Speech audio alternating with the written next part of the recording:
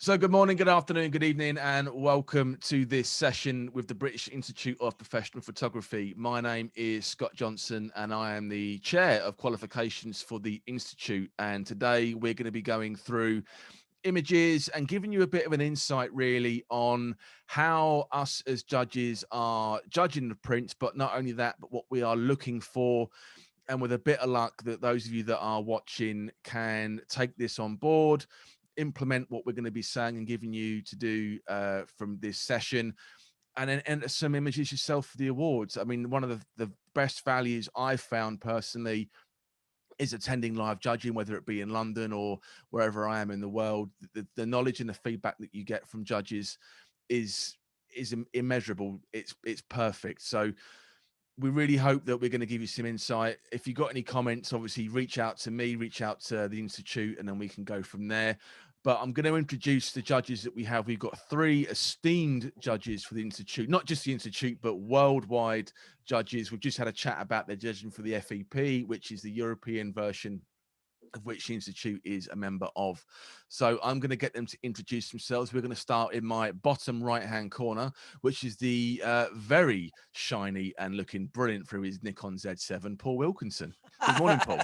I was dreading you coming to me first because I was hoping the other two would set the pace as to what it is we have to say. So I'm going to keep it really short. I'm Paul Wilkinson. I'm a portrait photographer and judge, trainer, all the usual kind of stuff. Author. I'm going to add author into that. So that's me. Awesome. And then in my bottom left-hand corner, we have sporting probably the best lockdown haircut I've ever seen, Mr. Sean Comboy. Sean, good morning. Thank you very much. Yes, yeah, it is coming along actually quite well. My name's Sean Comboy. I shoot architecture, interiors, advertising, photography, and do a bit of judging and other bits and pieces for the various organisations. I'm very glad to be here. Thank you for asking us. It's a pleasure to have you, mate. And then to my immediate left, we have the radiant Soraya Corteville, former Institute president. So we stand and salute for Soraya. So Soraya, if you want to introduce yourself to everyone, please. Hello, my name's Soraya Corteville. I'm predominantly a portrait and travel photographer, and I also do judging like the other guys, and I'm also mentoring mostly at the moment, which is kind of keeping me really nice and busy, but I cannot wait to get out there and start shooting again, as I'm sure all of you will agree. Amen. I think we're all after the day of recording. We are Tuesday the 23rd. So we just had the announcement, and I think we're all chomping at the bit to get back out there and be creative. I know personally there's only so much Netflix that I can watch, so I'm looking forward. There's only so much hair that I can grow. Yeah, absolutely. So today, what we're going to be covering is, as I said before, how we're going to be looking for what we're looking for in prints. Now, obviously, when it comes to print quality is an absolute factor. I think we can all agree that the quality of the print and the paper choice is something that we all look for when we're judging live, which we can't do in this session because obviously due to current conditions, we're doing it remotely. So we're going to be discounting everything on that respect. But what I'm going to do now is give you a brief overview on what us as judges are looking for when it comes to judging prints, whether it be live or online. So basically we're going to be judging with 10 elements, but really we're going to be doing 8 today because as I said, we can't really do print or paper choice. So the first one is impact. Impact is something that we all look for. It's when the print comes in front of us. I'll be like, take a step back and go, wow, that's something that for me personally, I'm quite an impactful judge. If I walk into a room, there's a panel of prints there. If it instantly is hitting me in my feels, straight away, it's all good. Second of all is creativity and style. This is something that is, obviously we are judging a subjective medium objectively, which is very difficult to try and, pick someone's style apart and judge it from our point of view as far as standards go for the Institute. So we have to take all of that in board. So regardless of whether I shoot the style or not, we have to judge it on the style in which it's being entered into, which is sometimes quite difficult. Some come to it quite naturally. But I'm a wedding photographer that shoot outdoor portraits, but I could quite happily judge newborns because we're looking at lighting, composition, and everything else like that. And we're going to come to that later on. Composition is number 3. Is it pleasing to the eye? Is the crop correct? Anything like that? So is it on the thirds? Is it purposely off the thirds? Is it horizontal? someone like Sean that shoots architecture, are the verticals and horizons straight? That's something, again, that needs to be taken into consideration. As I said, number 4 on my list is image and print presentation, which if we were live, is there any banding, any roller marks on the prints? If we're judging the 20x16, you may just have an 8x12 within the mount of a 20x16, but we are judging the entire area of that print. So if it's a dirty thumb mark on the edge of the mount, then we will mark you down for that, because it's about presentation. Center of interest. Is the eye going exactly where we need the eye to go? So if we're doing a bridal portrait, is the focus going straight onto what the author is wanting us to see? If we've got distracting elements or blown highlights around the edge of the print, are we being pulled away from what we actually want to see? So that needs to be considered as well. Lighting, again, is it being lit properly? Have we got feathering? Have we got butterfly light? That's something obviously Paul might delve into more than what I can. So is it been lit properly? Is the exposure correct? Color balance is another big thing. Is your white balance right? Do we have conflicting skin tones? Do we have a green bride and a magenta groom? So something like that needs to be considered, especially if you're lighting it yourself with LED lights. Are the white balances correct on all 4 lights that you might be using? All it takes is one to be 500 Kelvin out, and you will notice a difference. So that, again, is quite important. Technical excellence, posing, crafting, again, using the background, everything like that. So that's something we're looking forward to as well. And then storytelling and subject matter. Is there a good narrative to within the image? Is it something you've just thought, I like that backdrop, I'll put the bride there? Does it relate? Is everything needs to be there? So there's no point. I think one of my favorite expressions from any film is from Jeff Goldblum in Jurassic Park: just because we could doesn't mean we should. And I think that is photography in a nutshell. Just because you could do something doesn't mean that you should do it. So just think about composition, light, location, and the concept. Is everything tying in together? Don't put a person on a rock because the rock looks nice. Give her a reason to be there. And I think that, in a nutshell, is the 8 elements that we're judging for. So what we're going to be doing now is the judges are going to be discussing the images in which I've got on my screen in front of me now, which I haven't. I'm going to have to bring that up. They've all been judged before. They've all been judged in the national awards that were out last year. We're not going to be scoring prints. We're not going to be giving a score, because the score may differ from the actual score that we got, but we're going to be saying, I would expect this too. So we're giving a broad scope of where this image should be sitting. We're going to give constructive feedback. We're going to be, hopefully there'll be some discussions, maybe some rebuttals and some challenges. And this session is really about opening the door as to what happens in what is normally a closed judging room. And I think once photographers and you guys have seen what we actually are doing and discussing, it will open up so much more as far as what your level of expectation might be in the competitions moving forward. So it gives you a real good insight into that. Any of you guys want to have a feedback on that whilst I bring up these images? I was going to add one small point, which is specific to competitions, and it's different from, let's say, qualifications. I get asked quite a lot when I'm talking, particularly at camera clubs and things, where people are disappointed with a score they've got, maybe not even when I've been judging it. And the point, I think, is that as judges, as a panel of judges, when we're faced with, let's say, 1,000 images to work our way through, it's a ranking exercise. Almost certainly there are going to be some images that are worthy of winning, and almost certainly there are going to be some images that probably are not of a standard we would love to see in a competition. And in between those two, we've got to rank from 1 to 1,000, more or less. We do it in chunks. Obviously, we don't try and give each one a numeric 1 to 1,000, but we do try and separate out, tease apart those top tier images to give you a winner, to give you a gold, a silver, and a bronze. And so when we're talking about tiny details, like a thumbprint on a mount, as Scott mentioned, that may seem irrelevant. It may seem like, well, who cares? Surely it's about the beauty of the image. Well, yes, it is. But I'm comparing the beauty of your image next to the beauty of the guy or the lady next to you, their image. And we have to somehow figure out who's going to get the gold award. So that's the first thing. So pay attention to tiny little details. I saw an image last night. I was judging the FEP images last night. And there's a tiny little fleck in the painting of the background on an image. Well, guess where my eye went? My eye went straight to it. And it seems a real shame, but in the end, there were 5 images sitting at that score for me, and that's the one that had a distraction. So of course it's going to lose a mark. And that's what we're trying to do. The other thing, and this is crucial, is a different competition, a different set of panels, a different competition, a different set of judges, a different result every time. So this, although Scott said we're trying to convert a subjective medium into an objective ranking or scoring system, of course, the beauty of it and also the weakness of it is it depends entirely on the judges in front of you. We work tirelessly to learn the craft of judging as much as we've learned the craft of photographing things or creating imagery.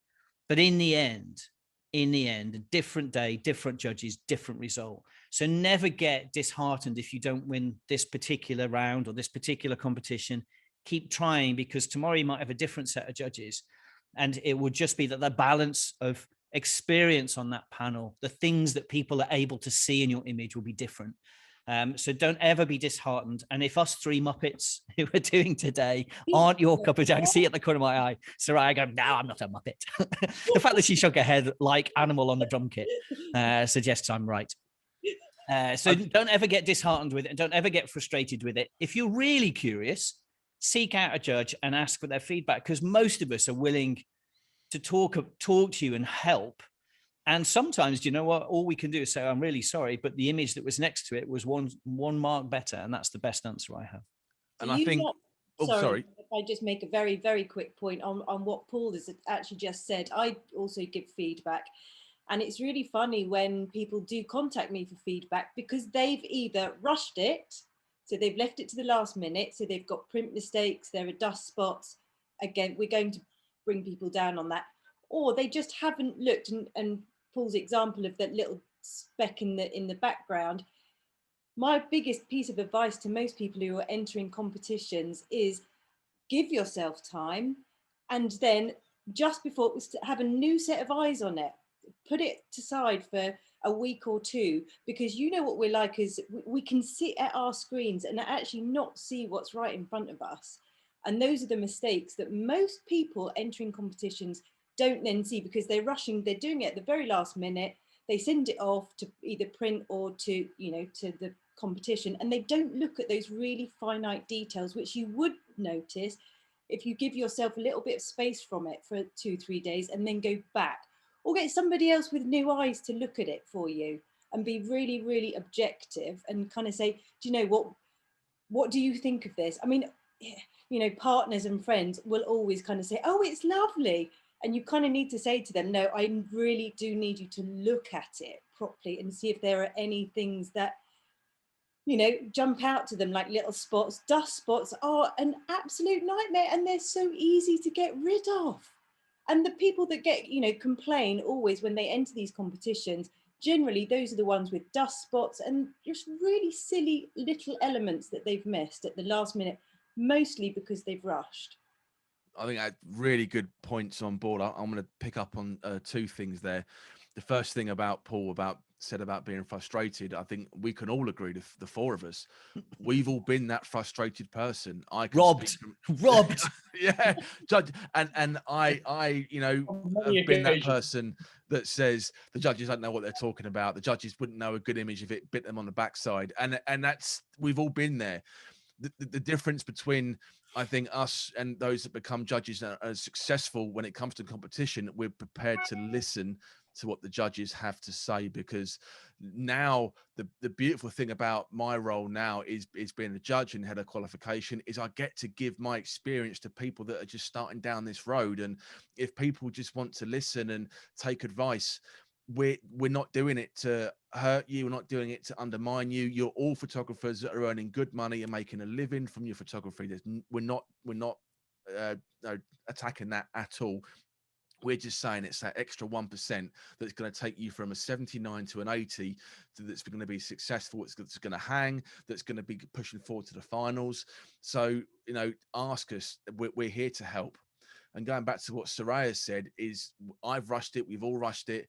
Generally, for an example from the SWPP convention that happens normally in January, I have a cut-off date, October the 1st. If I haven't shot anything by October the 1st, then it's not even considered for the awards. And I get test prints done and I hang them up on my wall here. And every day I'll look up and glance and I'll get a little mark and I'll mark a dust spot or something that needs to be retouched out. And it takes me 3 or 4 weeks sometimes before the print is ready to even be test printed, let alone entered. So as Soraya said, give yourself some time. So what I'm going to do now, guys, is I'm going to share my screen. Anything you want to add to that, Sean? No, not really. I think everything's been said. I mean, the old adage, one of my very, very good photographer I used to work for in London many, many years ago, always used to say to me, 50% more effort in a photograph often leads to only a 5 to 10% improvement, but that's what makes the difference between you and the next guy. And it's a bit like what Paul was saying, that can make a difference in a competition, or in my commercial world, it can mean you get commissioned by the client because you've put something extra in that picture which the client picks up on. So yeah, looking, checking, putting that effort in, whether it be at the taking stage, the printing stage, the post-production stage, it's just those little differences, because Paul's absolutely right.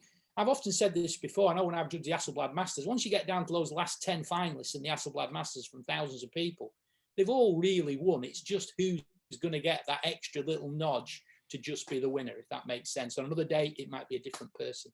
So yeah, just don't feel negative, feel positive about the process. And the big thing for me is what is listening and learning. If you can watch judging, like you can do at some of the, like at the convention and so forth, learning what people are picking up on. And as a judge, it's a privilege to look at the images, because I personally find it a really good learning process. Yeah, I learn so much from judging. I get just as much out of judging as you put in. So yeah, I think anyway, Sean again hit the nail on the head. I think I come back, especially when we all last met in September for the qualifications. I left inspired, and I didn't even enter anything. Yeah. I was just judging, and it made me want to pick my camera up again. And photography, even as a judge, has the power to do that. It's an incredible medium, and I love print judging. I've just spent some time with David, one of our friends, David Stanbury, judging for Northern Ireland, and the quality of work coming through there is phenomenal. And again, I'm just thinking, right, I'm now even more chomping at the bit to go out and get ready. But we're going to start this off. I'm just going to share my screen. So you should be seeing the first print. So generally what would happen for those that are watching, this would all be done in silence. So the print would come up under the booth, and then the judges in non-COVID times would approach the print and have a look. And it's at that point they would be looking for any, like Soraya said, dust marks, fingerprints, print banding, any blown highlights, drop shadows. So those of you that are seeing the judges now on the webcam, they're getting nice and close to their webcams because they're expecting the prints.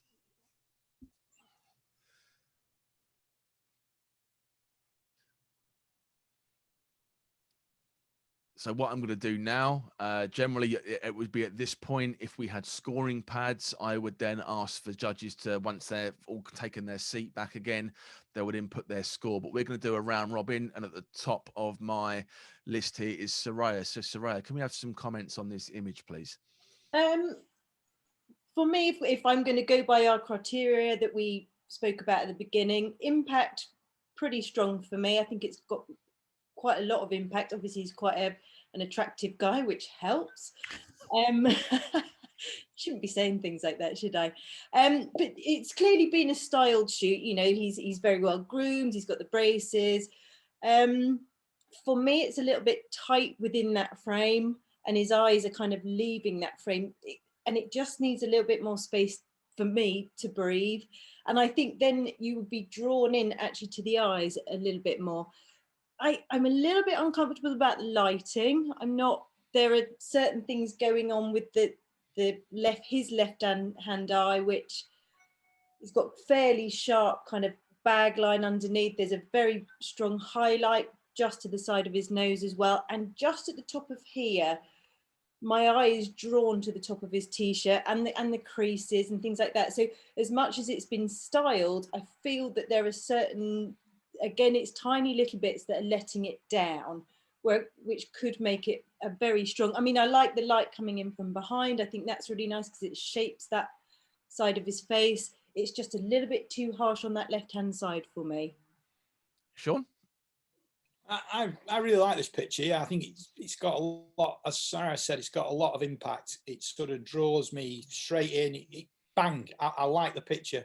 But as you start to delve into the picture, then you start, I like the lighting approach. I like the technique they've used, but I just don't think they've controlled the light quite well enough. You know, I think Soraya picked up in it across the shoulders, particularly as I'm looking at the image, the left shoulder as I'm looking at the screen, it's a little bit hot. So it's a nice lighting effect, but it's coming onto that, with it being a white t-shirt, my eye keeps flicking to that part. It's also the way it's flicking in towards the bottom of the picture, the light's coming around the back of him and catching around his body there, which again is flicking my eye down there. So just a bit more control. I like the technique. I just think it needs a bit more fine tuning and control.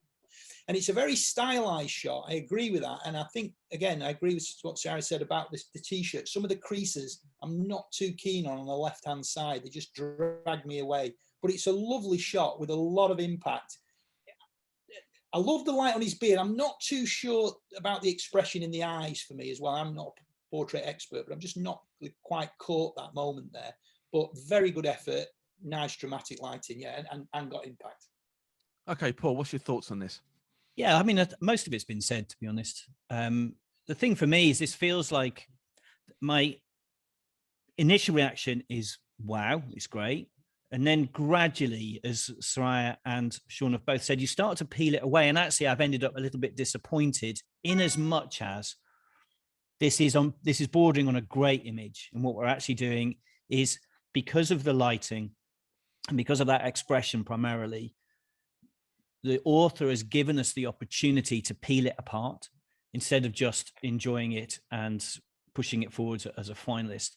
The things for me, pretty much everything has been mentioned. It's underlit, which is problematic. So if you look at the tip of his nose, there's a catch light under there, which your eye just keeps going towards. And that tells you quite a lot about the lighting. It's been, the underlighting is too powerful. We've got blown highlights on the cheek, and everything I'm describing is as I'm seeing it. So left and right, camera left, camera right. The right-hand side of his face is blown, at least on my monitor. Caveat that we're doing this over Zoom, so it could be playing havoc. And there are two nasty bits of dirt on his t-shirt just to the left of the collar as we're looking at it. And this is my point I made earlier, that if you give judges the opportunity to find flaws, we will, and you'll lose marks for it. And then the final thing, for me at least, and Sean alluded to it, is that expression, the pensive expression I can live with, but there's too much white of the eye pointing to the camera for me. And you've got a pair of options. Either you bring the eyes to the camera and make a connection, or you push that nose round just a little bit so that the eyes feel a little bit more centered. And I know it can add tension, and I like that stuff, but for this particular styled shoot or the shot, it doesn't quite work for me. But, you know, there's a quality to this image, and I think everyone's picked up on it. Whoever the author is producing quality work, and that's amazing. And that is, in the end, what the whole impact comes from. It's just there are lots of little bits that you've given us an opportunity to discuss. I think So the last very point I would make as well is like Paul said, it's very, very small things. And actually, if this author had turned the model's face probably about 20 degrees to their left, you then lose that left ear, which is slightly distracting. You then bring a little bit more light onto that right hand cheek, which then you're going to get a bit more Rembrandt style lighting. He does still need to bring that main light down, but it's just those little tweaks in portrait photography that bring it from this level to this level. And just by turning him, then his eyes are going to follow that nose a little bit more. You're going to lose that left hand ear, which now I've seen that, it's stuff you then can't unsee, like Paul has already said and Sean's already said. Once you start seeing those, it then makes the image weaker. And it's just, it's kind of taking the image, looking at it and saying, actually, I just need to turn it a little bit, reevaluating what you're doing, and then retake the shot. Yeah, I think they're all very valid points. I think it's a great image. It's obviously of a professional standard, but if we were going to be judging this as far as the awards go, I'm going to go from the bottom up. So Paul, I'm going to ask you to go first. Where do you think this would be sitting as far as an institute awards grade? I'm feeling in a generous. I think this would creep into the merits. Sean? Yeah, I'd concur with that. I think it's worth giving it a merit, even the things we've picked up on, because of some of the impactful side of it in particular. But it's only just creeping into there. I think this could be one of those ones where a bit of a debate would ensue amongst the judges, because it's only just creeping in there. And Soraya? Same. Agree with the guys. Yeah, and that's goes back to what Sean said. It's that 50% extra effort gives you 5% more reward. And I think if the author is watching this, just be a bit more mindful about it's often the tiny things that will trip you up. You can get all the big things right, but it's just the little extra 1% here and there that would be the one that stop you going from a 75 to an 80 or a 79 to an 80. But it's a great, again, this is, we're not discussing what it scored in the nationals. We're just trying to give constructive feedback to potential viewers. So we're going to go on to the next image. Oh, hang on. Scott? Yes. Before you move off, on your screen, did you see banding on that image? Well, I think it might be Zoom artifacting. Yeah, it is ever so slightly starting to break up, but don't forget I think from experience, what has taught me judging online, I'm prepared to forgive what looks like artifacting down to dodgy bandwidth in Essex, I'm afraid. The thing is, Paul, you look so good on your Z7 camera there. You know what I mean? You're just blowing everything. So we're going to move on. Yeah, but I still don't have those baby blue eyes that you do. Oh, man, yeah. I'm taking it all in here, Paul. Don't you worry. And I think this is also really important as well, is that as much as we are here to judge the prints, we're all very passionate photographers, but we're also mates. And I think a lot of time when it comes to judging, you're seeing exactly what happens in the room sometimes when it is judging. So we're not there all stern faced and all kind of serious. We are very serious about this craft, but there are little, quips between each other that just help make the day go a little bit quicker and makes the process even more enjoyable than what it does. It doesn't make the day go quicker. Trust me. A day in a room with Sean Conboy doesn't make anything go quicker. I'll have a story about that at one point. I bet you as well. All right, we're going to go to the next print. We got a landscape here. I'm going to go with Mr. Wilkinson first on this one. Can you show me the image? Oh, I'm sorry. What of Sean? You all look amazing. Look at the catch lights in those eyes. There we go. Okay. So again, we're going to give the judges a couple of seconds, 30 seconds to have a look at the image in front of us. And then I'm going to go to Paul first for comment when he's ready.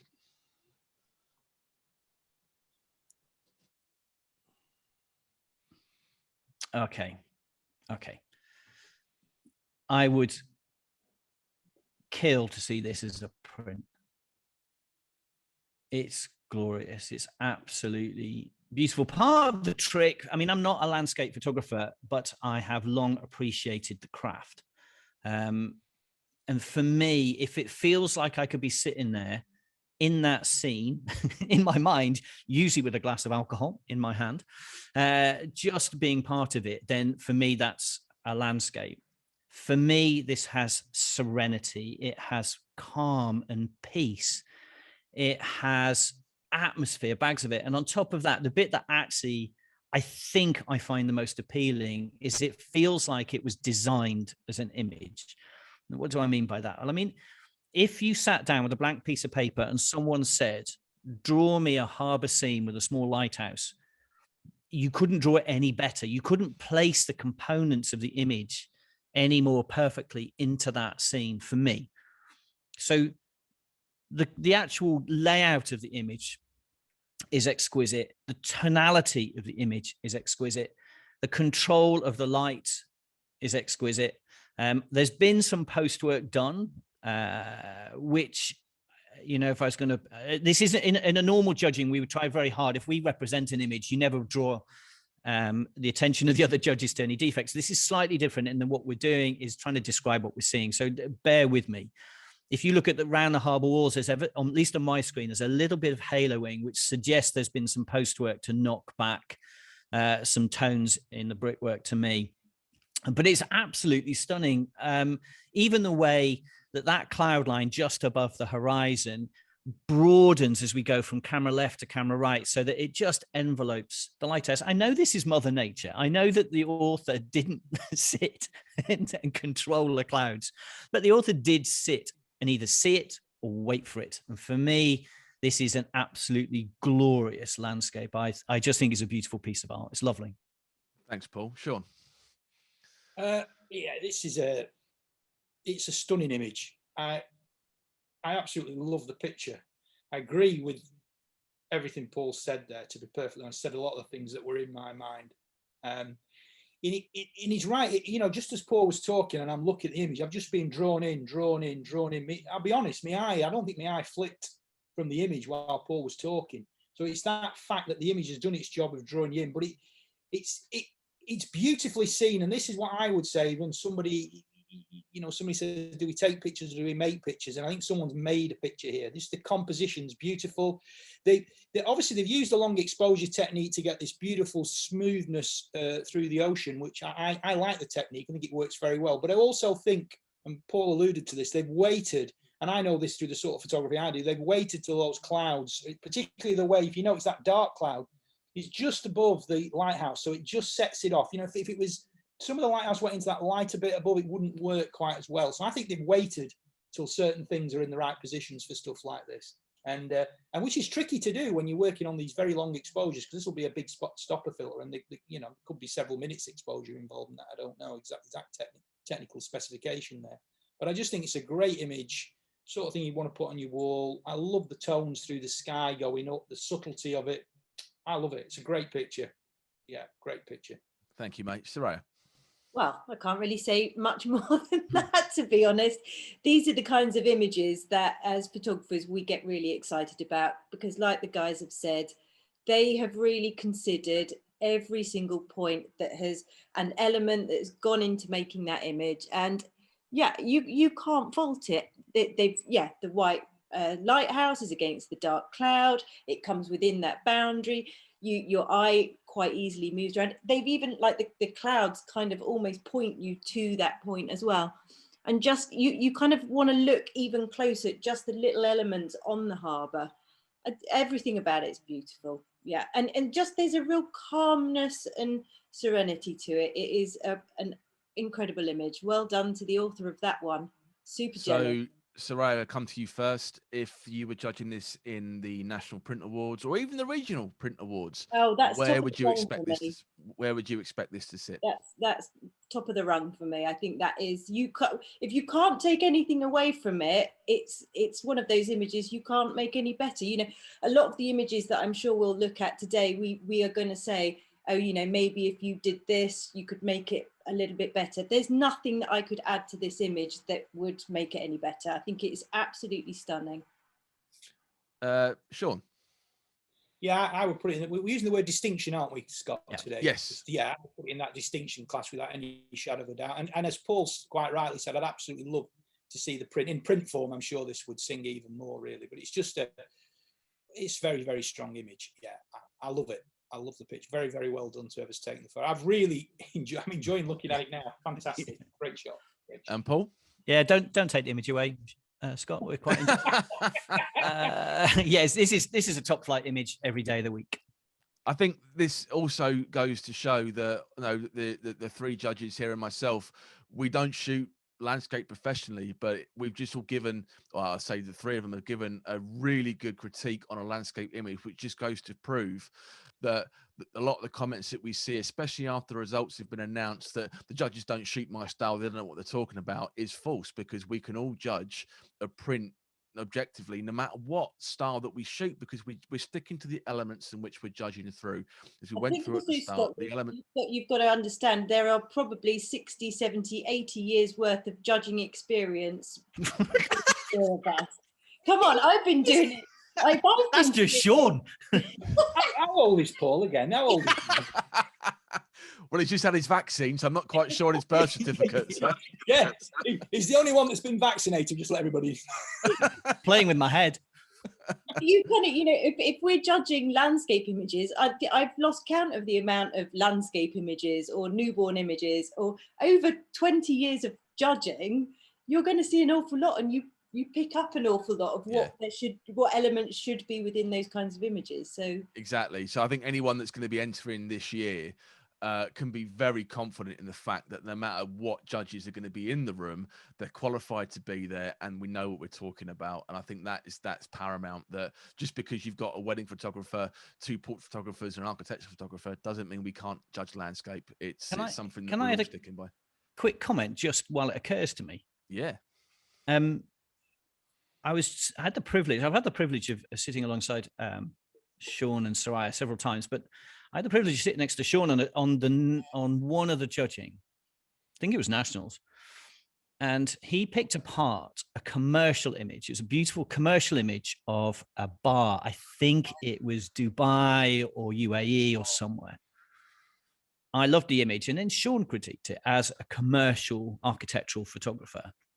And every word he said, not only did I learn from it in the context of commercial and architectural photography, I took that with me into weddings and portraiture too, because what he was picking up on was the layout of the image, the way he saw things that my set of experiences hadn't given me that. And so I learned. And it's going back to what you said earlier, Scott. If you get a chance to watch judging, if there's ever the opportunity to watch live judging, go and do it, because I learned more about environmental portraiture and the construction of an image from the 5 minutes that Sean spoke than I had in quite a long time previous. It's a really powerful thing. And I'm learning from a commercial photographer, but I'm applying it into portrait and weddings, the stuff that I do every day. And it was just, I remembered it quite clearly. I remember the image, I remember the comments, and I have taken that with me ever since. So thank you, Sean. I owe you one. I would agree. Right. One of the best comments I ever received was my first year entering the 20x16 in London. It was from Frey Yerbury, where I'd spent about 10 minutes setting a shot up at a wedding venue, and I thought it was perfect. And her comment was, the bride is central, the photographer is not. Because the windows were off on one side, and that has stuck in my head for almost 10 years now. Make sure that not only the subject is straight, but I am straight onto that subject. And it was only a case of a half a step to the left, and it would have been perfect. And that has stuck with me in my head. We're going to go on to the next image, which is a wedding image. And then when you are ready, I'm going to get Mr. Conboy to comment first on this one. Yeah, again, I think the picture's got some impact for me. Obviously we've got this lovely composition going on with this tree-lined pathway or road blending down there with the telephoto lens has really, forced that perspective, which I think works very, very well. So it's got a bit of impact for me. But then when I draw into the picture, I'm not a wedding photographer, but I'm immediately thinking, why is the bride walking with a shotgun? I don't know, that side of things. I don't know. It's slightly disturbing me from that point of view.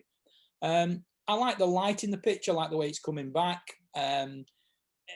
Maybe the idea I'm just not quite getting. Maybe that's right. I don't know. But I am also, again, a little concerned with her back, the way her back is shaped on that particular shot, probably the way she's standing, the way she's holding the gun, the shoulder blades have come together, and that line at the back I'm not actually as keen upon.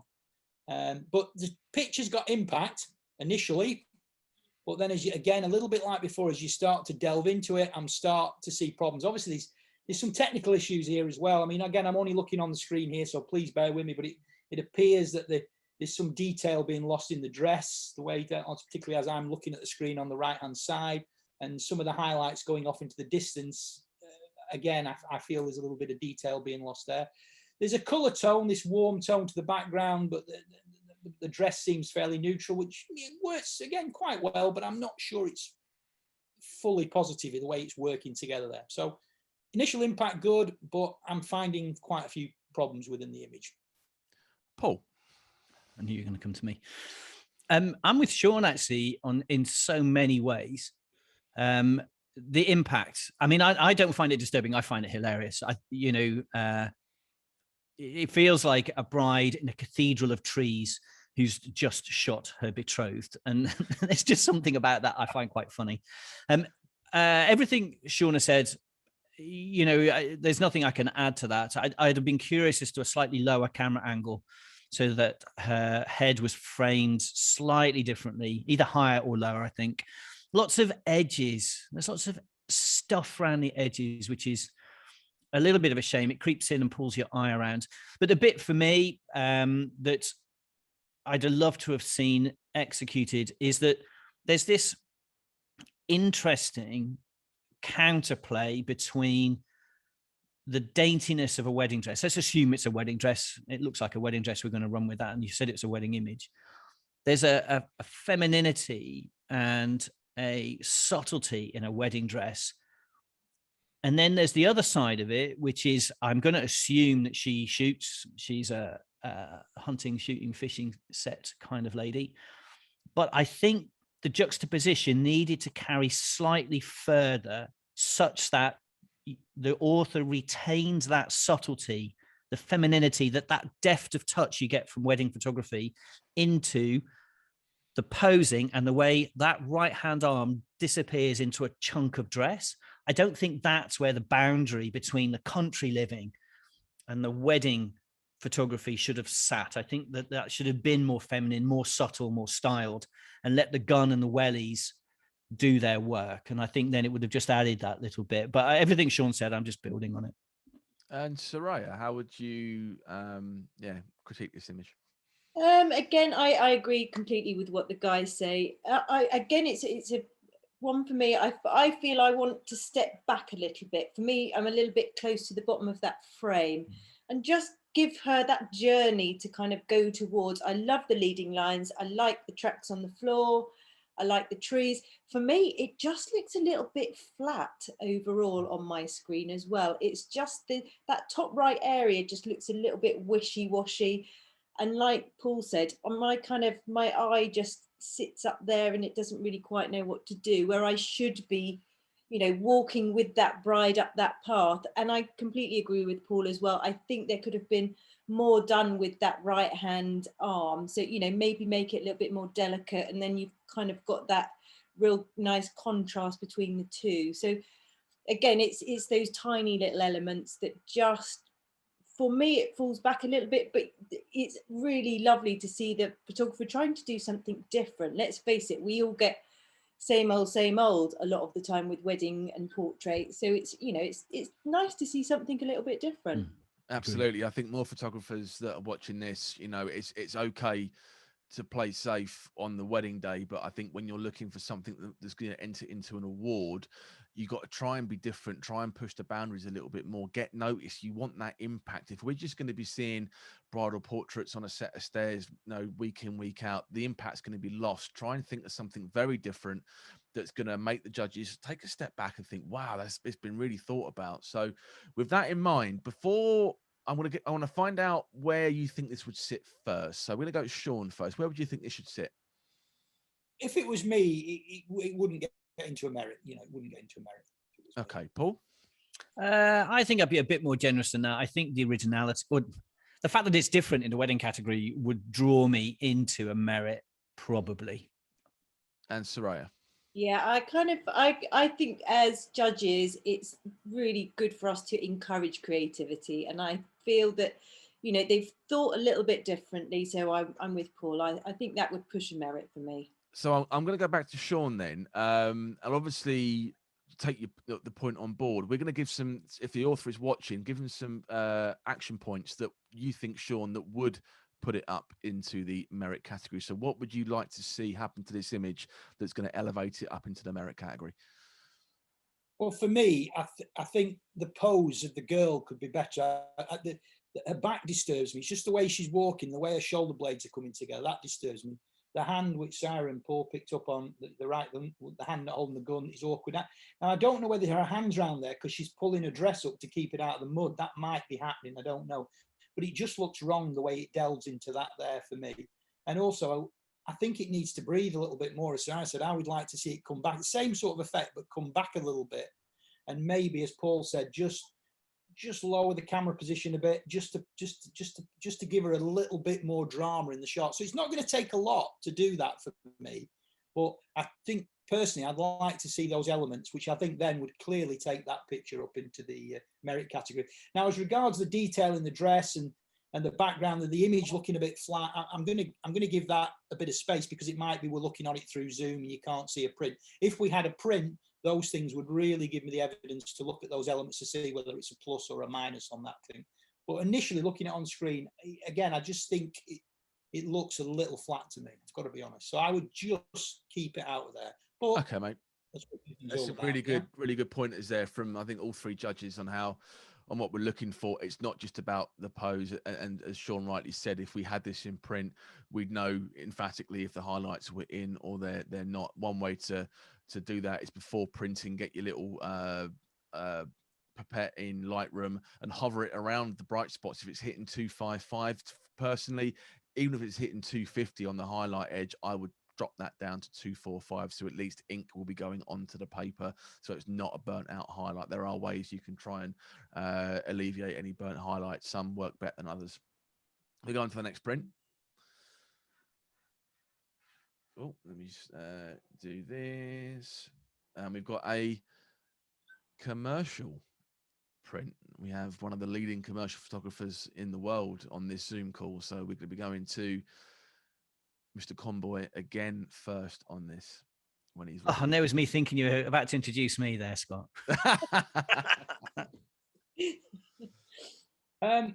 Again, it's a nice picture. It's got some impact, there's no doubt about it. It's got some nice light coming across the tire.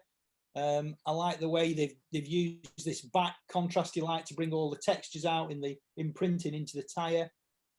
But it's got impact. You get that initial thing with the light, then you come back and look at it and think somehow there could be more done with this picture in quite a lot of ways, really. I mean, I'm not sure about the composition. I'm not sure about it.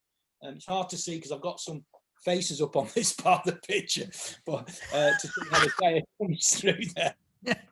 But I'm not too sure about the composition. I'm also, you know, obviously you've got some problems within the way the tire's formed and so forth, but there's some patterning. This harsh light, which is great for the logo and stuff, is bringing out some of the patterning that's in the rubber.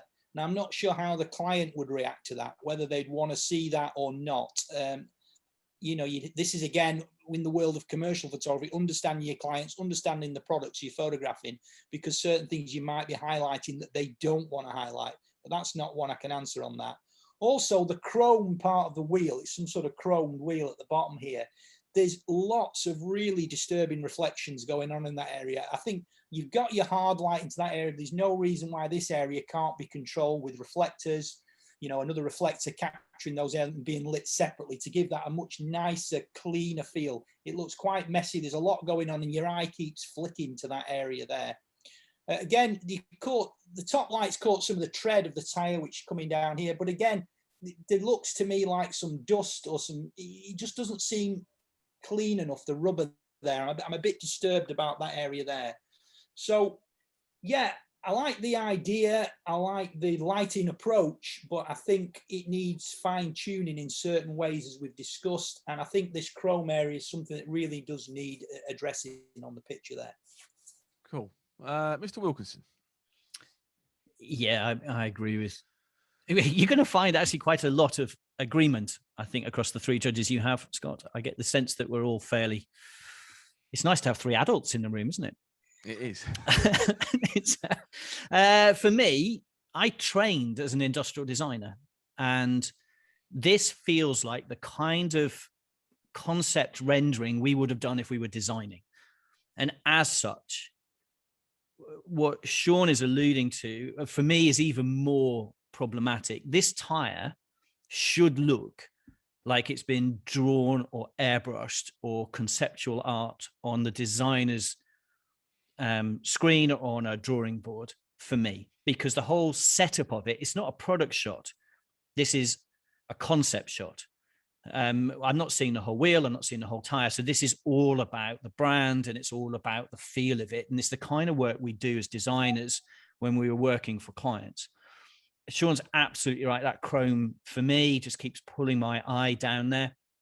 And a shot like this with so many different surfaces, if you were drawing this as a concept artist, although you might not know what you were doing technically, each part of the picture would actually be rendered in a different way with different media. So you would render that chrome in a way that told the viewer it's chrome, but didn't try to describe a myriad of surfaces. It would just, you would learn as a designer how to render it so that you saw the shape, you saw that it's highly reflective, you know, mirror-like, and that's about it. And you can do that. And I think from recollection, Jonathan Beer does quite a lot of this stuff, where he will take probably 8 or 9 or a dozen different photographs, each lit separately. I also know he does it live with one shot and 25 lights. But for me, I think I would look at going about it that way, which is to light each bit of the tire, take a shot of that bit of the tire, change your lighting, take a shot of the next bit and work your way through it, because those distractions, that little highlight bottom left on the rim of the tire, the muckiness of rubber. What I want to know is what's the texture of the rubber in a shot like this. I don't need to see that it's got defects and spots and things on it. And as Sean, I mean, absolutely is so right. That chrome, really, that needed to be lit all on its own, possibly. I mean, I'm not a product photographer, but my guess would be big light sources that give you really clean shapes, clean highlights, clean reflections. And I think it would have benefited from that. But what I would say is, from a layout point of view, from a design point of view, I think it's the composition of this image. I love the crop. I love the shape of it. I think, I think it's funny that the 4 of us are distractions from Sean's appreciation of the image. I'm sorry about that, Sean. I should try harder. But the actual shape of it, you can imagine a designer sitting at a drawing board with, I'm going back 30 years, but with a set of ellipses. We had ellipses and you draw them. And this is just beautifully done. I love that shape and that cropping. And so for me, I think all of that side, the graphic nature is beautiful. What it comes down to is lighting and finishing. Soraya, where would you put this image? And then what would you do to this image to make it jump up into the next category? Oh gosh, well, pretty much all of the points that the guys have said. For me, actually, it doesn't look like a tire to me. It almost looks like it's compressed, so it doesn't. And the more I look at it, the more I kind of think, actually, it's not a circular, and that's maybe to do with the lighting. It's very dark, and then we've got other bits coming up here. I'm with you about the distraction down bottom left, but for me, it almost looks like an oval, and I don't know whether that's a distortion. They've used an incorrect lens. I don't know, but on my screen, it almost looks like it's squashed. So yes, it kind of goes like this, and my eye's really struggling with it. For me, I'd probably say that was a merit. It's really not my bit of expertise, so I'm going to be guided by Sean really on this one. Okay, Sean, where would you put this? I wouldn't give this one a merit. No, I mean, it's a good effort. Don't get me wrong, and I think, it's obviously this logo, Combi Road GDR6, that's very important, and he's lit that for the drama. I can see what he's aiming at, but I think by going that, the authors sort of missed some of the other points that we've all picked up on in particular. So he's lit that part of it pretty good, but there's other parts of the lighting's then falling apart in other areas, and this is where, again, great mention of Jonathan Big, very good friend of mine. This is where he would handle this to perfection in all the different ways. I mean, and you do. It's like when I do a bit, as you know, I do a bit of car photography, and we always light the wheel and the tire separately. You know what I mean? And often have to blend those in. Sometimes we can get it in one shot, but what I'm saying in light separately, you've got totally separate lights. The lights lighting those wheels have got no bearing whatsoever on the light on the car. So you've got to think about those elements. And this is what I say about knowing your client and knowing your product. I don't know how the client would react to some of those that patina in the rubber. It might be quite acceptable. It might not be acceptable. That's something you'd need to know to understand with your client. It's funny enough, when I've realised I can move these faces, and then I can see the other edge here in the composition. Rude. Yeah, sorry. And again, the fall off here, I can see how it's fell off, but it's this yellow line. You should get these marks on tyres, but that's quite distracting when you pull that away. And very well picked up by the other two guys. That little highlight at the left there is quite distractive. So it's a great effort, and it has got some impact when you see the picture. But I'm sorry, I wouldn't have to not move it into the merit section. What about you, Paul? Where would you put this? It would. I don't think this would quite make it into a merit. Yeah, it's. I think it's just falling short.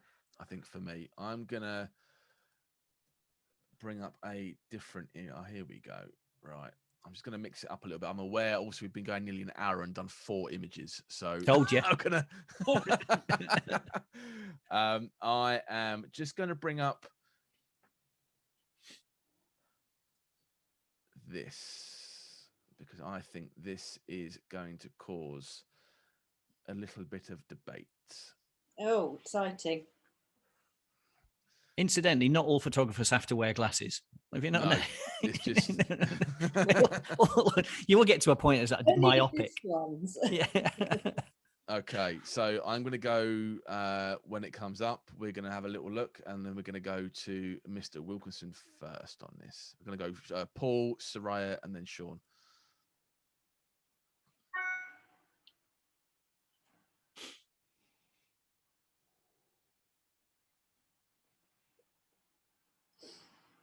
Okay.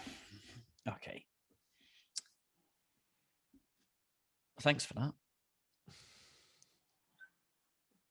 These, by the way, the pregnant pauses are simply because we have to actually spend some time getting our head around an image before we speak. So generally, if we were doing live print judging, I would expect 30 seconds, 45, and then by a minute I would probably prompt, depending on how many images we actually had. Now I'm just padding out now so I can give the judges a chance to have a look at this, but certainly by a minute I would say, judges, can I have your scores, please? Because again, we might have 400 images to get through, which would take us a day, sometimes 2 days. So we have to be consistent. Now, if we're judging at print competition, where it's live, especially at WPPI where I've been judging, and we have 1,000 images in the room to get through in 2 days, we're on very, very strict time. But everyone is experienced judges. And I think by certainly 35 to 40 seconds, we know what we're going to be scoring and have a couple of comments in our head should the chair of judges call upon us to give that comment and feedback. Now, generally, if we're doing live judging, it is only one judge to give a comment on the print. But for the benefit of this, I'm asking all 3 to do it to give you benefit of experience. So that's me padded out for about a minute. So I'm going to come to Mr. Wilkinson. Thanks for that, because the silence of 3 judges staring at a screen, or even worse, staring off camera at a screen, probably isn't the best video you've ever watched. Okay, so let's firstly, impact. Bam, it gets you. It's one of those images, and Scott's absolutely right that it might, create some conversation, because it does have that thing that impactful images create. It makes you want to look at it and explore it. I love the idea. I love the concept of it. I particularly love, there's lots of little things that just make you smile. One of them is that hand positioning, where he's obviously casting a spell, but if you actually look at the position of the hand, it's beautifully done, and it frames his face really nicely. And stuff like that's the kind of thing that, photographers really, or judges really enjoy, and it shows a degree of control, which is why we enjoy it. I love the idea of the light being inside the book. It's clearly, at least the story that I'm taking from it, is it's a sorcerer and it's a book of spells. I mean, other people might have a different view of it. I look forward to hearing those. And then we start to work our way around it. The light in the book, for me, probably is a little bit strong or a little bit weak. It's one of those where it hasn't, for me, quite worked, because I've got such a strong side light, camera left, a yellower light, and I've got the blue light coming from the book, that it isn't quite doing one thing or another. Is the book glowing in a dark room, or is the book just glowing a little bit in a light room? I would think probably you could have gone either way, and it would have given the image more theater, more drama, maybe a slightly more subtle rim light around the character, darkened everything down, and then used that light in the book as a really strong uplight, maybe. The chains sticking out from under the jacket are a distraction. I know they'd be there. It's a watch chain, but my eye just keeps going down there. And what I don't necessarily think that that's where the author would like my eyes to go. I'm assuming my author would like the eyes to go to the character's face.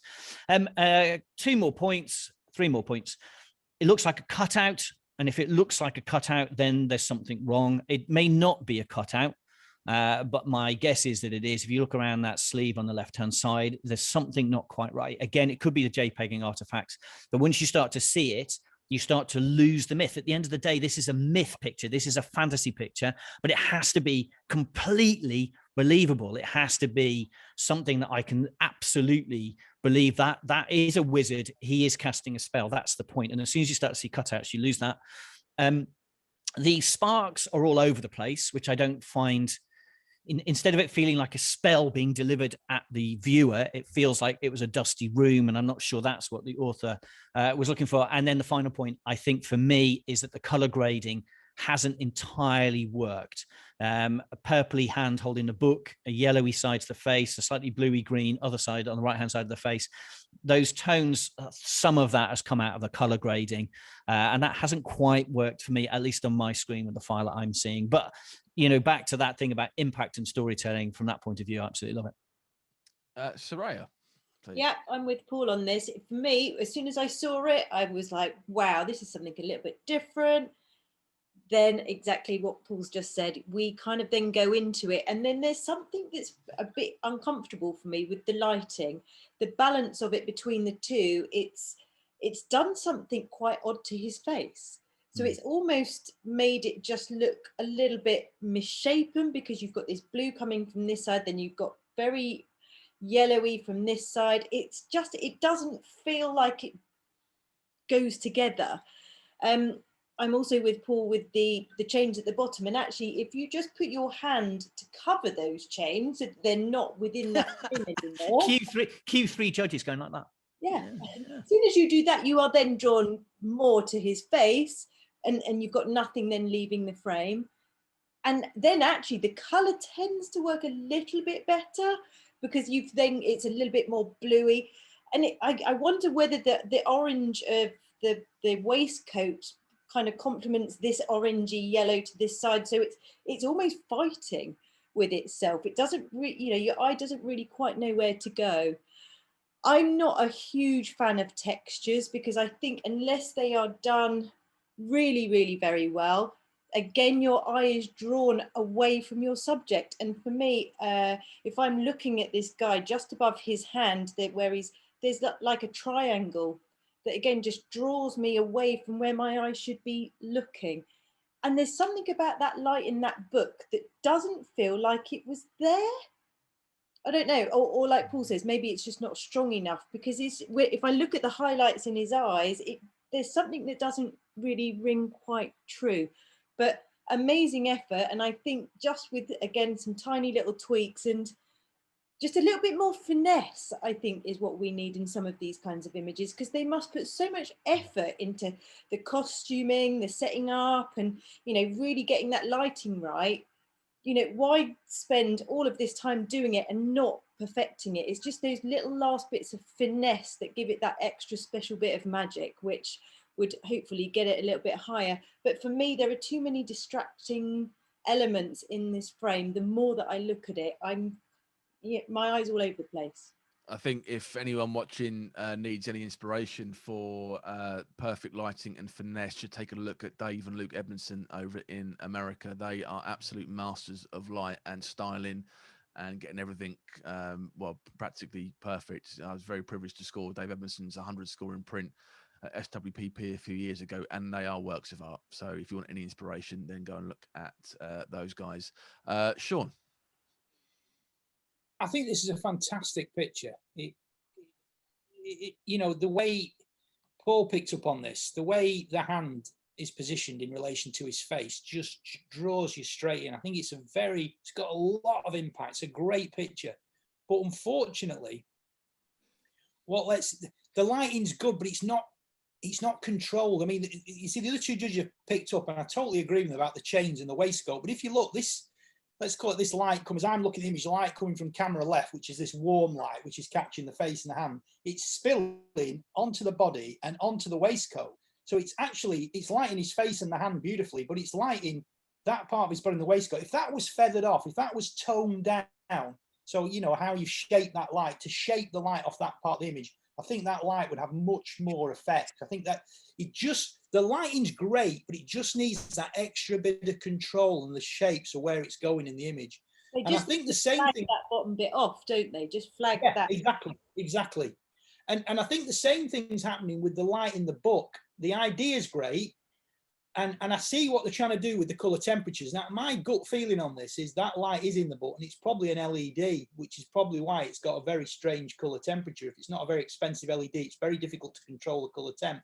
If you've got cheap LEDs, there's nothing wrong with that. Just get your CTOs, get your Roscoe gels out, or your Lee gels. That's what I do. You just gel them up to control, to get a better feel with the temperature, because the color temperatures, it's a definite mixed lighting problem here. And also the light in the book, again, the angles, the idea is great. I get it. It's coming out and it's making him look a bit, I presume this is a theatre shot, I'm guessing, for some theatre. He's a bit demonic and whatever. And that, so that bit of uplight, I get the idea of it. But I think too much of it is spilling onto his jacket. Again, it's just not flagged. If it was flagged off the jacket, so if it was just hitting the face, and again, I think the other two guys picked and a bit more oomph to it as well. So it's a bit more power so you can see where it's coming from. I think it would work. And it just toned that colour a little bit more accurately.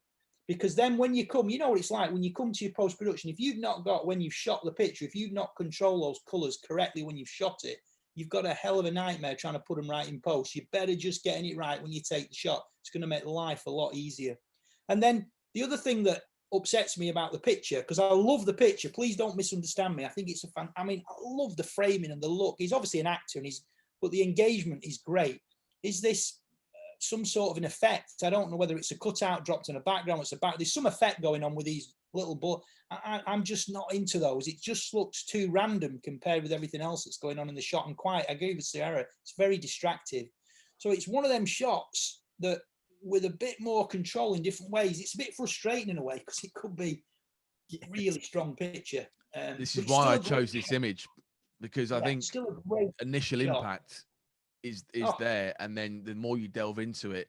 So just because we have an image that is impactful doesn't mean that from a judge's point of view the other 9 elements are there. So we have to be really careful about that. I think the judges have really eloquently put their points across on maybe what's stopping this.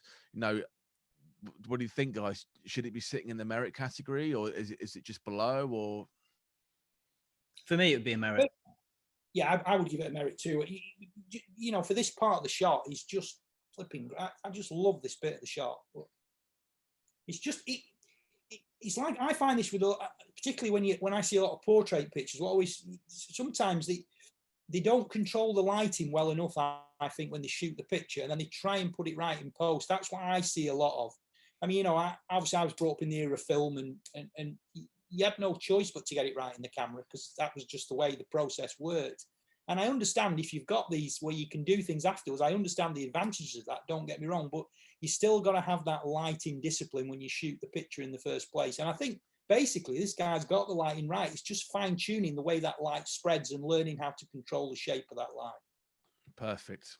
Well, I'm just going to stop the share. I think we're going to do 2 more. Because I'm very conscious of time. So we're going to go into, I'm just going to have a little think. Anything you want to add, guys, when I'm picking the next image? Anything you want to bring up on? Anything you think the people watching need to know as far as I don't mind just saying a little something. I think a lot of the, not mistakes, but a lot of the elements that I think we're looking at with these images that we have looked at, the elements that are bringing these images down are really, really small. You know, they're flagging a light, they are maybe really thinking about the lighting, and just as photographers, I know what it's like. We all put ourselves under a lot of pressure, and we try and get the shot, and we work really fast, and we've got clients, especially if you're doing weddings or portraits, you tend to, you know, I still get nervous after 20 odd years when I've got a client in front of me. You've got to deliver. And I think when when I slow down and actually really consider what I'm trying to achieve from a portrait shoot or a wedding shoot, that slowing down and actually reviewing what I've shot, and then being brave enough to say, do you know what, actually it's not quite right, let's do this again. Because and really be quite critical about your own work. And you know, hopefully people have learned stuff from today, but it's not being afraid to go and reshoot it, or taking a step back, looking at it in the back of the camera and saying, do you know what, that's not quite right, let's move this slightly, let's tweak this light a little bit. And sometimes it is really millimeters, inches of just those finite little bits that just will really, really boost your images. Yeah, I can completely agree. So we're going to go to another image now, and I'm going to go to Soraya, Paul, and then Sean on this particular image. Oh, you give me a blimmin' architecture one. But no, for me, I mean, not being my main genre, I'm automatically drawn into this. I love the simplicity of it. I love the graphic element of it. I can see an awful lot of detail. Again, the sky for me is really lovely and subtle. We've not got, you know, it's really nice and smooth, and really kind of gives that contrast between the sharpness of that building. I like that it's nearly at the top. It kind of, for me, really enhances the power and the height and the shape. I kind of almost want to see a little bit more at the bottom so that I'm drawn in. But I like, for me, that's really beautifully done. I love it that it's centralized. I can see detail all over this. It's, yeah, no, I think that's a really, for me, that's a strong architecture image. There's a lot about that I like. Paul. Yeah. Again, Soraya and I are not architectural photographers, so I'm assuming everything I say, Sean is going to unwind. However, I'll go back to what I find comfortable to talk about, which is actually about the composition and the theatre of the image. It looks like a dagger. It looks like it could be from Game of Thrones as an advertising poster, the tip of a sword. It's absolutely wonderful. But the trick always, I think, with architectural photography is illustrating the architect's craft at the same time illustrating your own craft as a photographer, but you shouldn't be overpowering the work of the architect. And I think the author struck about the right balance for me. You get the sense of it being a modern take on the what's the iron building in New York? Something iron building, really famous, the first ever prefab construction. Building. The Flatiron Building, thank you. The first ever steel constructed prefab type building. The architect has obviously got a modern take on that, assuming that that's what the photographer has seen and photographed. The one worry I have is, am I looking at a sharp pointed building, or am I looking at a wide angle lens that's created that compression and that shape? And in fact, that's a 90-degree angle. But I love the shape of the image. I love the layout of the image. I love the way the sky is scudding across it. It feels like the dagger is being swept across the sky in a moment of theater. You know, I love all of that. And from that point of view, I think it's beautiful. I think the highlights are controlled. The shadows are controlled. It feels like a wonderful, it's a wonderful image. But I will defer to Sean as to whether the author has captured the essence of the building. But what they have done for me is create an absolutely gorgeous photograph.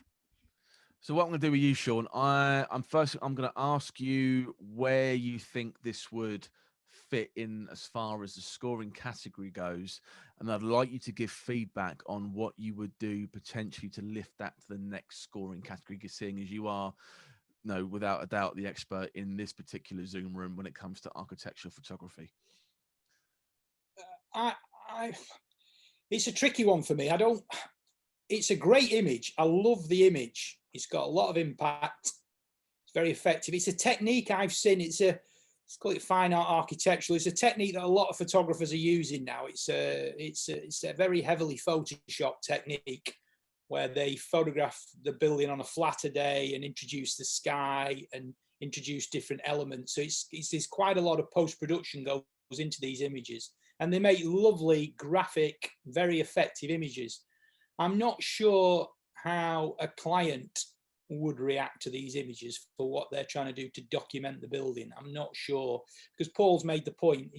It's difficult to know whether the lens is creating that shape or whether it's the true shape of the building. And it's difficult. I'm not sure myself looking at it that way, but as an image, looking at it as an architectural landscape or whatever you want to do, it's got a lot of impact.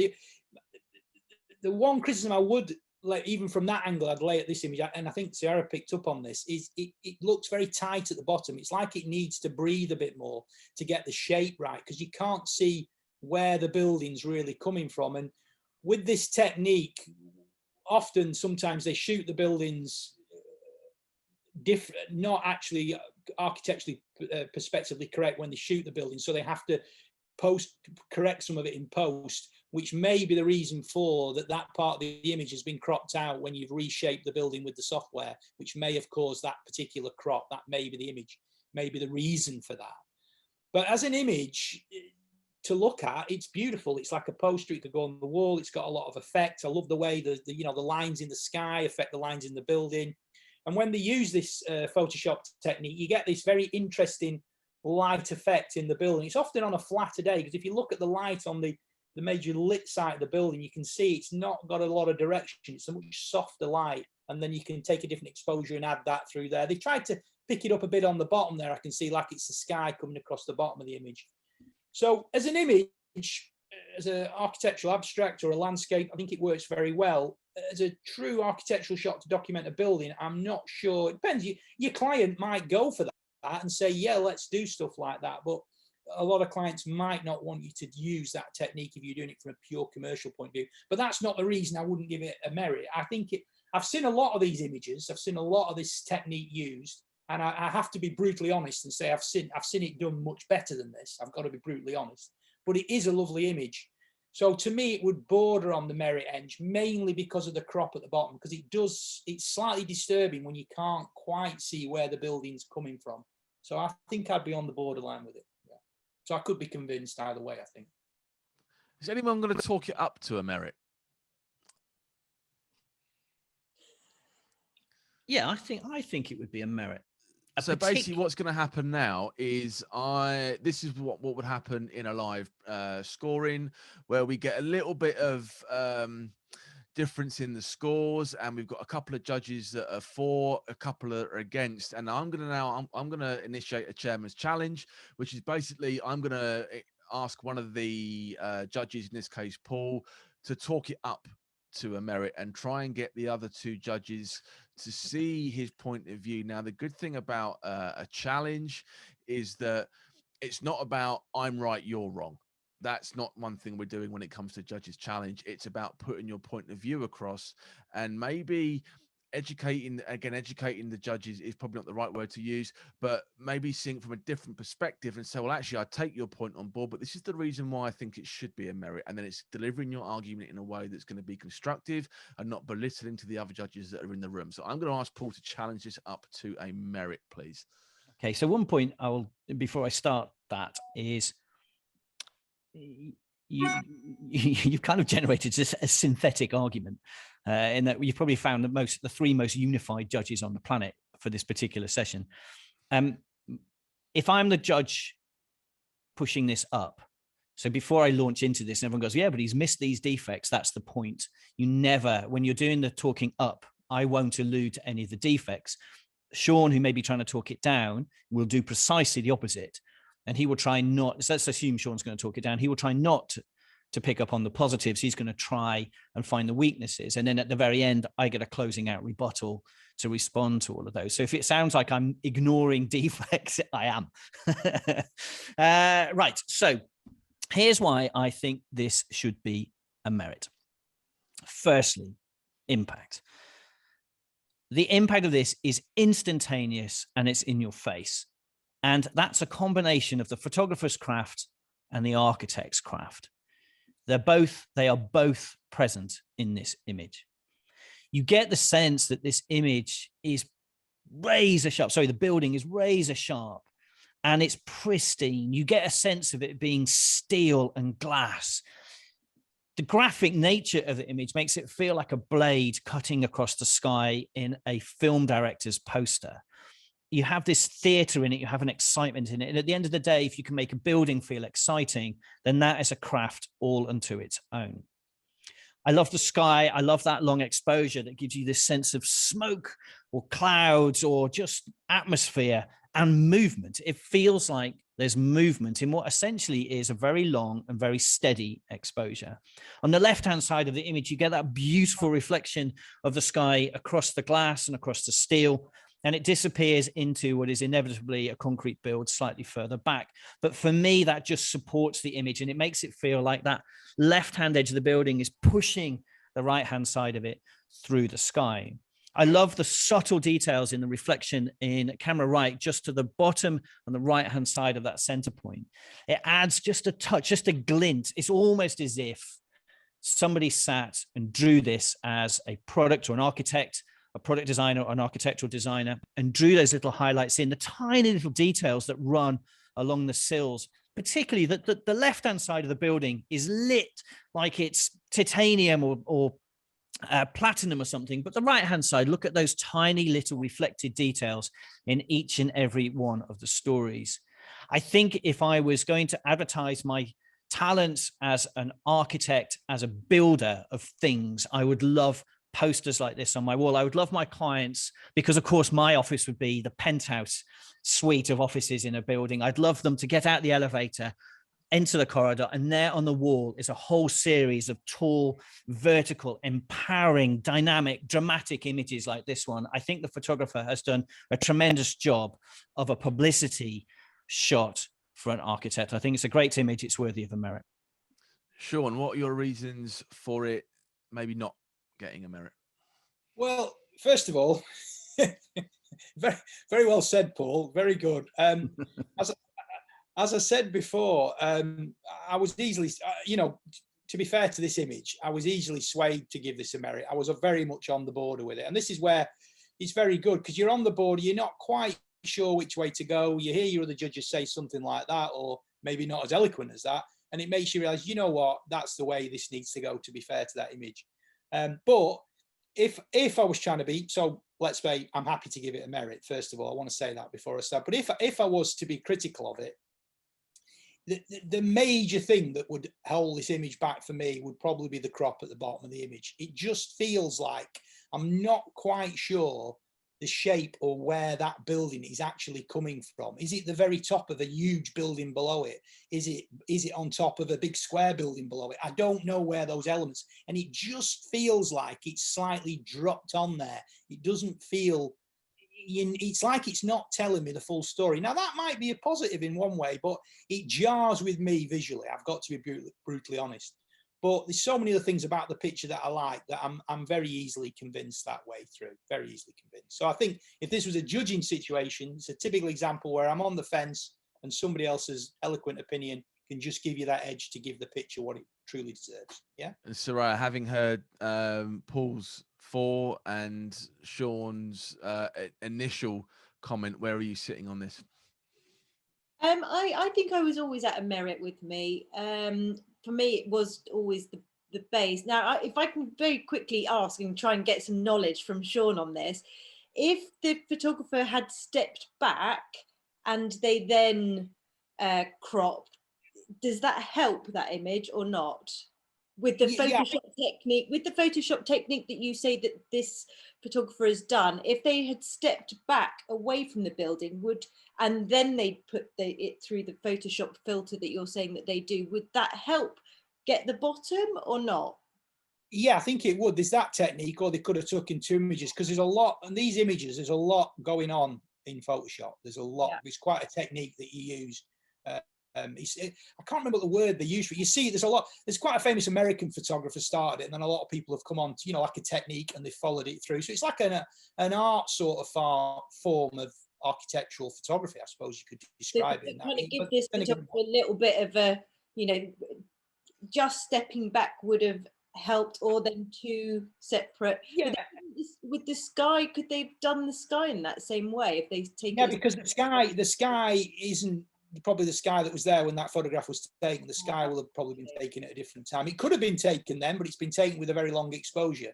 But it'll be usually often they'll photograph the buildings on flat days. So the skies are actually very uninteresting on the day they photograph the building. So they have to have a different sky to bring into the picture.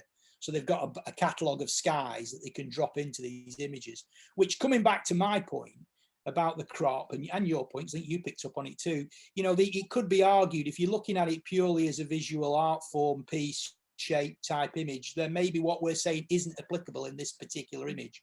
But it's obviously jarred with you, and it's jarred with me, particularly as an architectural photographer, because I know how people will look at it. And this is where, as I say, if you're doing things from a commercial perspective, they might want some signature images like this. It might work very well for some clients, but there's a lot of clients that won't want you to shoot their building like that for lots of different reasons, you know. Yeah. Awesome. That's really constructive, I think. That is as a rebuttal. Oh yeah, I was going to say, let's go through the process, Scott. Sorry, process. Yeah. So what would happen now is we've had a for, we've had an against, and then we go back to the original challenger. So Paul, as the challenger, gets a chance to address the concerns that both what Sean and Soraya have brought up, and then gets a rebuttal on the image. So Paul, go ahead. Can you bring the image back up? Oh, I'm sorry. Yep. Sorry. Otherwise, I'm going to rebuttal the judges. You're going to rebuttal my face, which is not. Let's not have that today. Okay. And obviously, as a process thing, this is how it works. I start it, or the chair might ask to start it.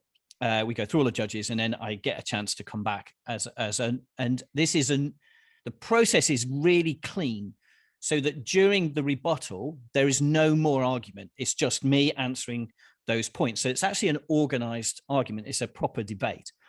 So in response to both Sean and Soraya, who've both picked up on the crop at the bottom, my response would be a very simple one, which is, firstly, if you put your hand over that and take it out completely, actually, for me, the image is even more improved.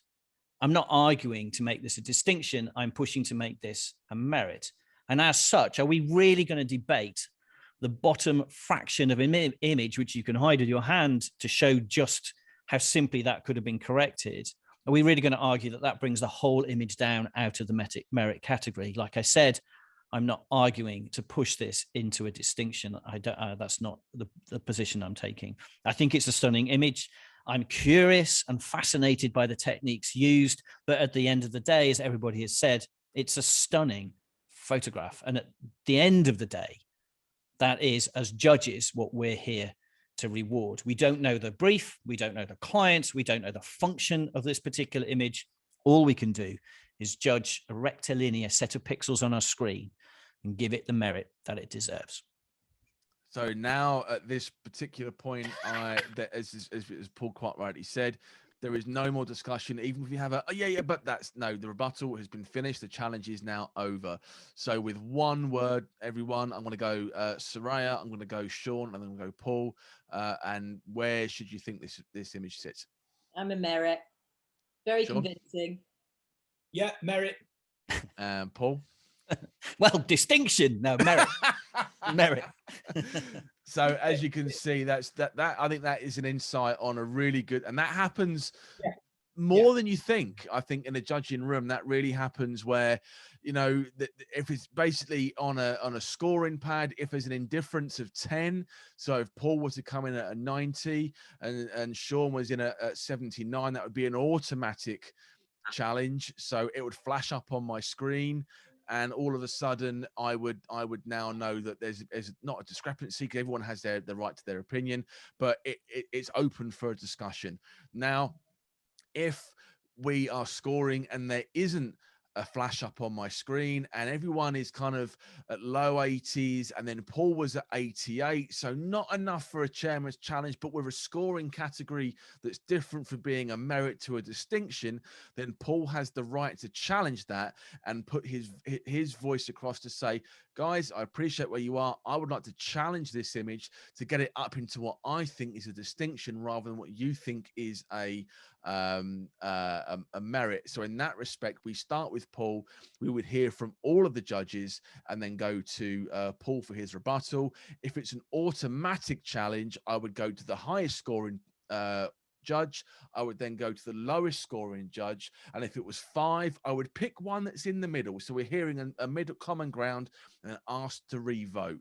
Now, if it's an automatic challenge, we can all rescore. If it's Paul challenging the print to get it up, he cannot change his score. He has to stay at the, let's say, 88, and he can't then manufacture the score to go out to a 95 to get the average up. He has to keep it at 88. It's his job, using his words, and as we all know, Paul's a very articulate judge, to persuade the other judges to come up into him. But the other 4 or the remaining judges are allowed to then adjust their score. If it's a chairman's challenge, if it's me and I think it's been underscored, or it's been in some cases overscored, I will put a chairman's challenge in, and each judge will get a chance. And then at a chairman's challenge, every judge has the right to change their score. I was going to add, actually, I was going to add something on that. I'm glad you got to the chairman's challenge. It's really, really important to understand that when we're judging as a team like this, as opposed to if you sometimes you do camera club competitions or some of the smaller regional competitions where you have a single judge who's making every decision. In the big nationals or internationals, you have a panel of judges and a chair. And the chair's role is utterly crucial because it's the chair that provides, you talk about, there's a lot of stuff at the moment about between the difference between weather and climate, right? Climate is the overall shape of the weather over many years. And then there's the weather you're going to get in the next hour.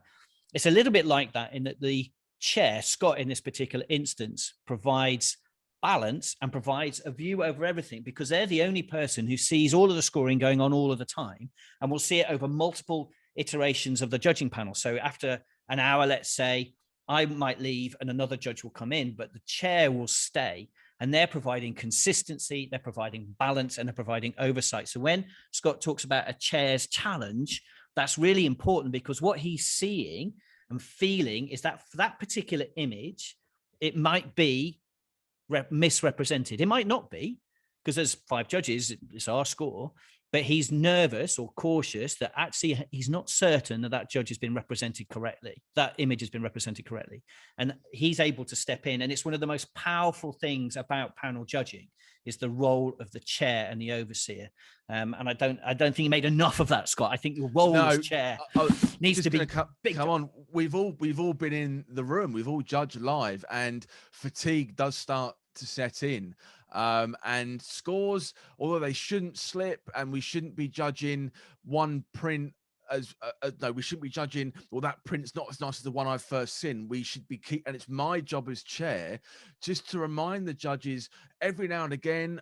I'll say, don't remember, guys, we are judging for the wedding contemporary category, so I'm reminding them of what category we're in. I'm reminding the judges of the scoring criteria, not necessarily the 10 elements, but a merit should be sitting between here and here, a merit distinctions here and here. So it's my job to keep everyone on track. And also, one of the most powerful rooms I've ever been in is when we did score that 100 score in print. We broke the room for 10 minutes because the chair in the room who handled it beautifully didn't feel it was fair to the next print that came up, having just scored 100 prints. So we had 10 minutes, we had a refreshment break, we got a drink, some fresh air, and we came back in and we'd reset our brains because it wasn't fair to the next print coming straight in after 100 print. I think the role of the chair, it isn't just to sit there and read the scores out, which a lot of people think actually is. There's a lot more that goes into being a chair, and being a chair is not for everybody. I've seen people that have tried to be a chair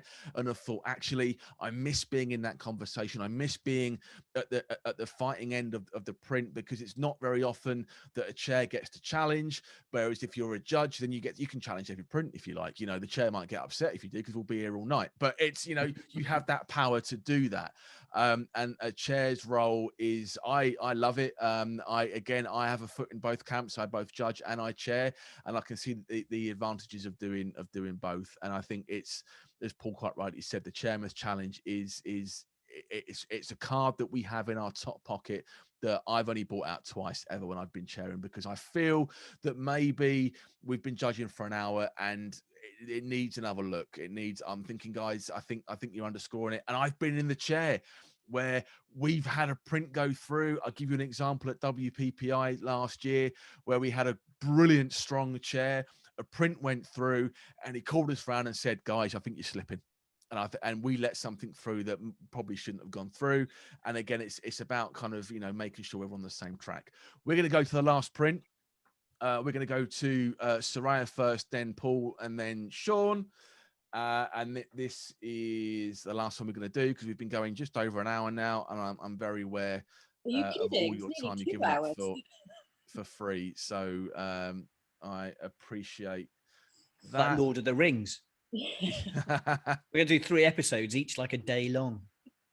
So there we go, guys. This is the last print we're going to look at today. I don't know what you've shared there, Scott, but I'm looking at your desktop. Las Vegas here. Oh, is it Vegas? I'm in Las Vegas, yeah. Oh, I should be in Las Vegas now. I know, looking good, that, mate. Let's try that. The top of the Mandalay Bay to me. There we go. I'll tell you a story about that, Sean. We don't want to hear your stories from Vegas. We had too many last time. Sean would still outdo you. Footnote.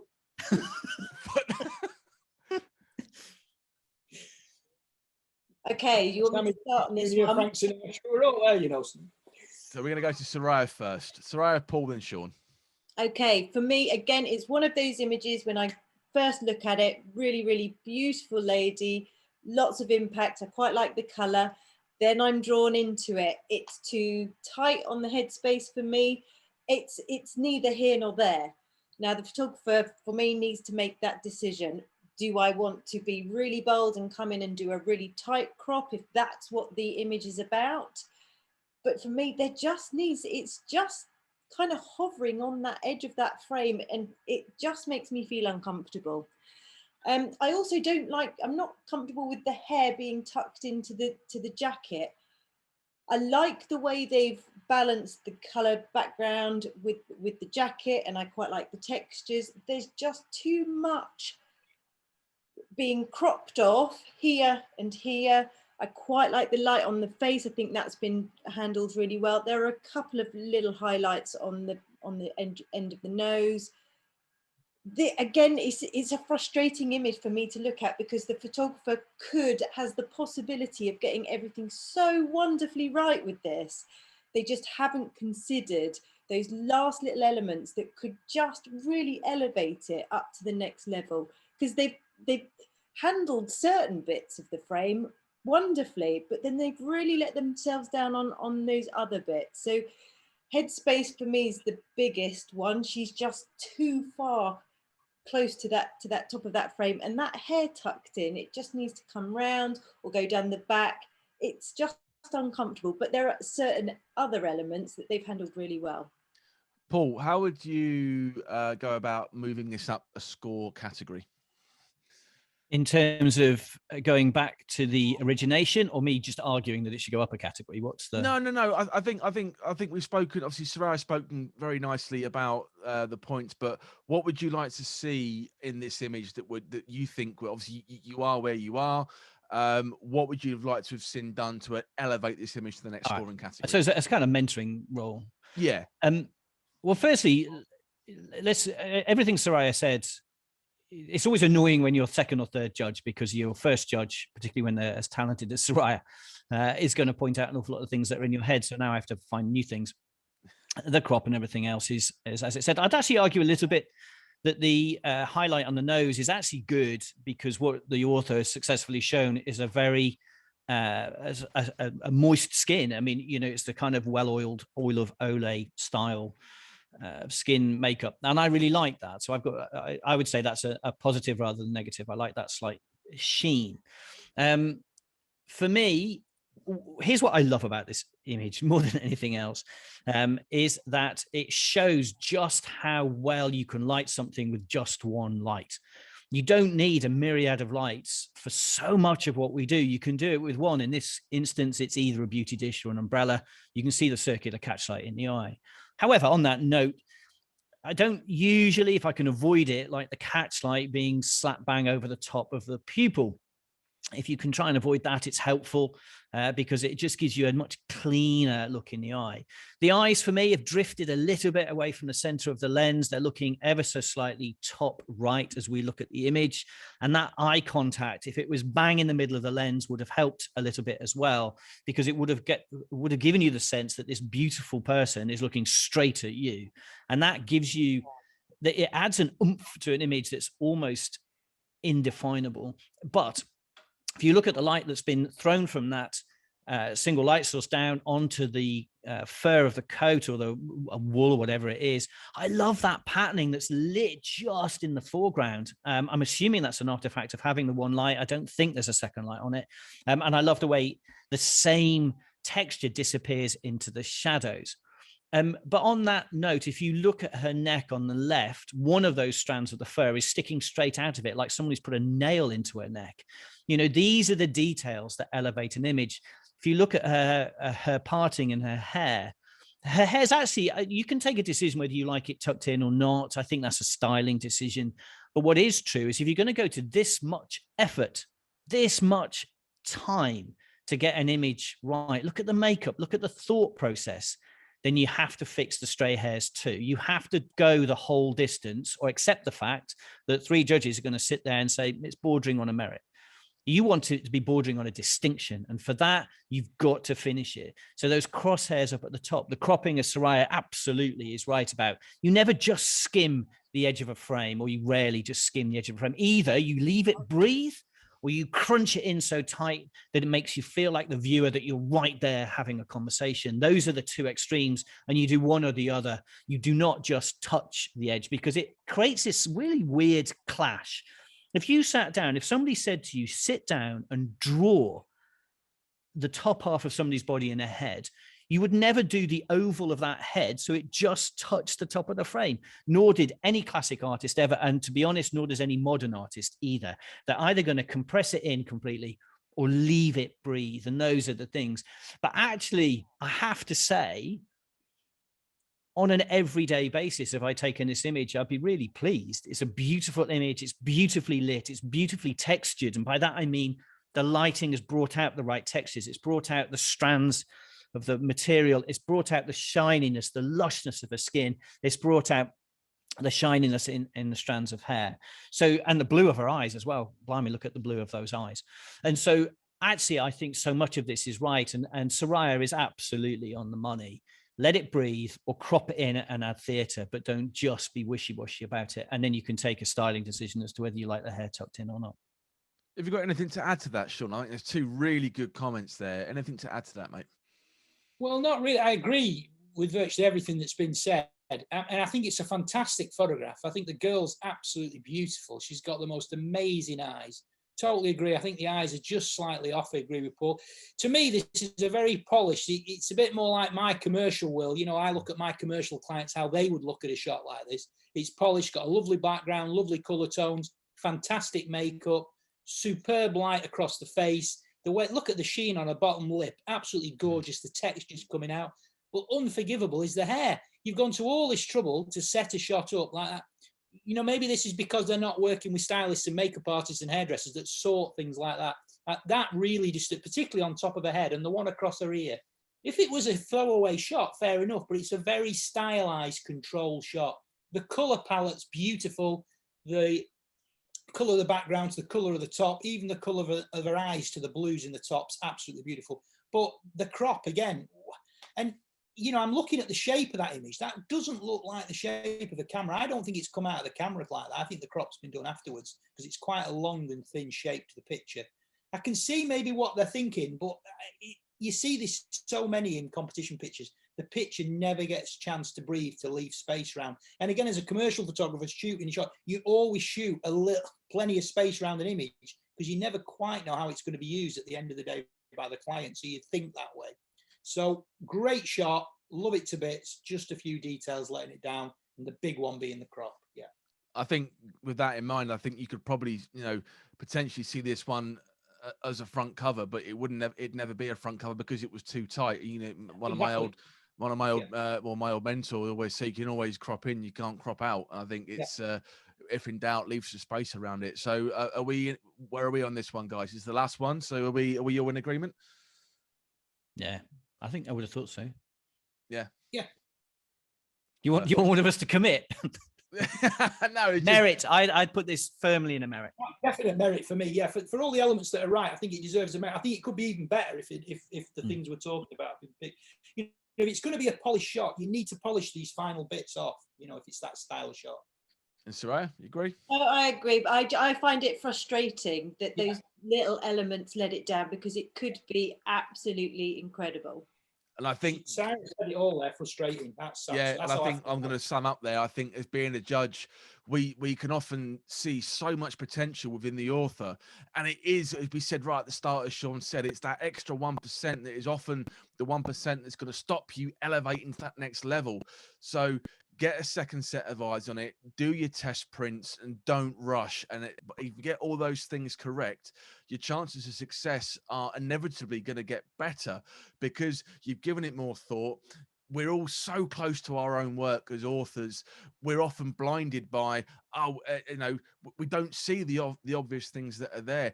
We're all here as mentors and as judges to run things over. If you're stuck, I still ask people for help on what I think, because I'm too close to my own work. We all are too close to our own work. And by getting a second opinion, by letting, give yourself enough time to do the retouching, get your test prints done, not just a test print, but on the right paper, get it printed on 5 different papers, because paper choice, when we're doing live judging, can make or break a panel. We had something that's come through last year that was touch and go because of paper choice, and it's quintessential to the process. Guys, I want to really thank you for giving up your time today, your knowledge and your insight. As Soraya said, there's 850 years here of judging experience. And I just want to thank you on behalf of me. You're all personal friends to me, so thank you. But from the members, I think what you've given back today and that hour and a half we've just done there, if people aren't elevating at least one score category for the awards this year, then they haven't paid that much attention to what's been said. So again, I want to thank you guys very much for that. Pleasure. Thank you. We're going to log off, and I look forward to seeing you hopefully in the flesh very soon. I'm going to keep the Zoom chat open, but for now, I want to thank you all for watching. If you've got any questions, please feel free to reach out to Martin or Sharon or Joel in the office. We're here to help you improve the photography that you want to do, but not only from the awards point of view and through qualifications, but as a result of that, your overall level of photography will improve as a result of entering for awards and qualifications. So stick with it. Don't get frustrated. If you're getting frustrated, come back and prove us wrong next year. It's as simple as that. But thanks for watching, guys. All the best.